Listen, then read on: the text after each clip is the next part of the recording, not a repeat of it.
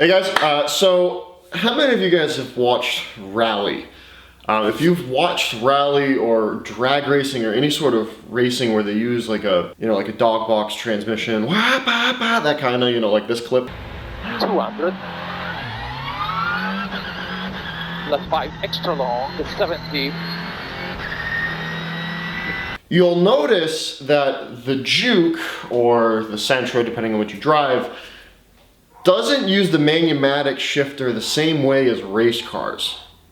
What do I mean by that? Well, I mean, in the Juke or the Sentra or most of Nissan's Manumatics, when you want to go up a gear, you push forward, and when you want to go down a gear, you pull back, which is counterintuitive to racing in the way that the rest of the world does it.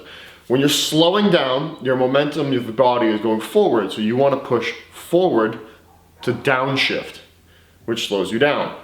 When you're accelerating, your body momentum is pulling you backwards, so you want to pull backwards to go up a gear.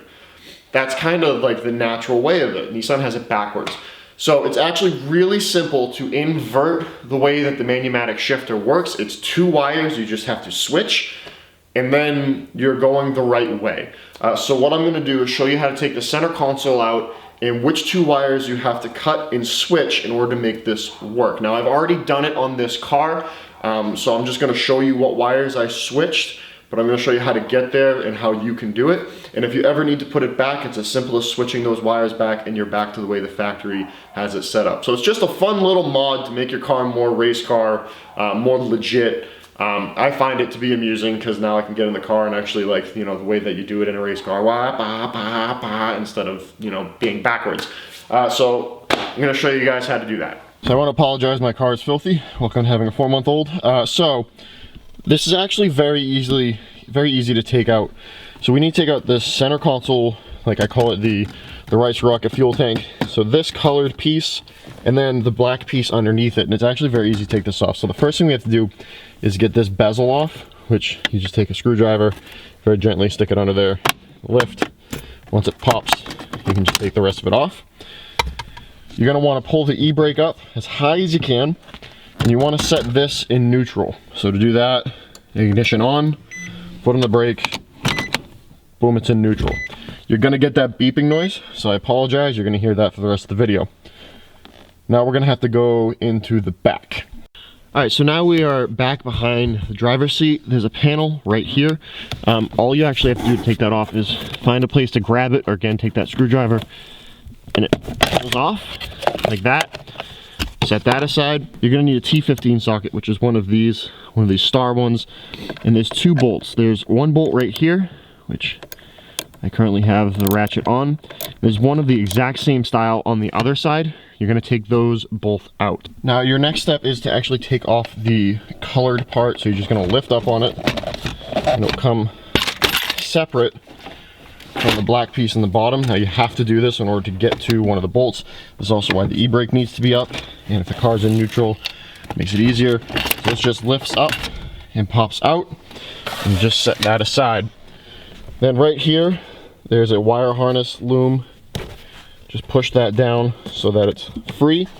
There are 2 screws right here that also have to come out. They're also the T15 Torx bolt.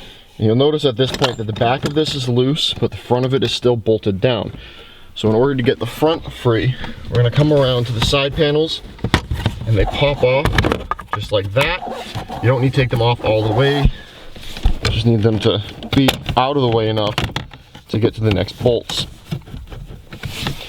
Now the next 2 bolts are underneath these panels towards the front. I'm not gonna be able to get a light on them, but they're also those T15s. Once you take those off, the rest of this panel just comes out. You just lift, and there's a little metal bracket up there. Just be mindful of that so you don't scratch up your shifter. So you just pull this whole piece out, and again, just set that aside. We don't need that in there. So this is the wiring right here. It's stuffed. It comes out of this plug, and then it runs up here. And you'll notice that most of these wires run to other part of the shifter. The 2 wires we are concerned with are the gray and the green that go into the side of the shifter up here. So again, if you follow the wires, there's a gray and a green wire that run into the side of the shifter. Those are the wires that you need to switch places to. So you can see here, I've swapped them and then I've taped them up so that they're not going to touch anything or move about. So you got to cut the two wires, and you're going to just swap them so that the green goes into the gray and the gray goes into the green. And then once you do that, now you have this up here is reversed. So when you pull backwards, it's going to go up a gear. When you push forward, it's going to go down a gear. And it's that simple. It takes about 10 minutes to do. Don't need many tools. T15 Torx bit, flathead screwdriver, some wire strippers, some butt connectors, and electrical tape. And putting it back together is just as easy as taking it apart. It's literally just pop everything back in, put the screws back in that you took out. Make sure you do that because otherwise this will flop around on you while you're driving. And that's it. Make sure everything works before you put this in. You can drive the car without it in, so take it for a quick test drive. Just make sure that the gears shift the way they're supposed to. If they don't, put everything back. You may have done something wrong. But again, it's the gray and green wire that go into the side of the shifter. The gray wire is that one down here in the bottom left, and the green wire is the one in the top right. Those are the two wires that you want to switch.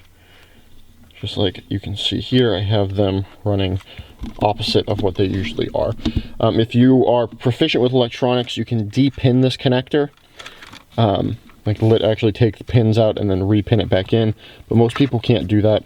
And also it's important to remember to make sure that you put the connector back where it goes, and then there's a little securing place for the wires underneath here. You got to make sure that you get those in there so that the wires don't get yanked around and cause damage.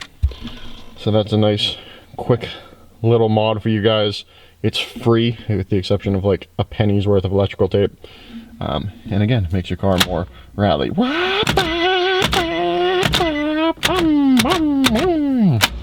Sound effects. I've got them. Before I go, I want to thank Lars Wolf for this idea. He did it years ago when his rally car was still a CVT. I asked him years ago how to do it, and I forgot how to do it, so I just experimented on my own car to remind myself. But I have to thank Lars for giving me the idea to do this. I've been wanting to do it to my own car for years. Just got around to doing it. So again, thank you, Lars. Make sure you go check out his YouTube channel. I'll link that down below, along with his Facebook page. He's got a kick-ass rally Juke. It's been on the smoking tire. You've probably seen it on there. I'll put a link to that video as well down below. So again, thank you, Lars, very much.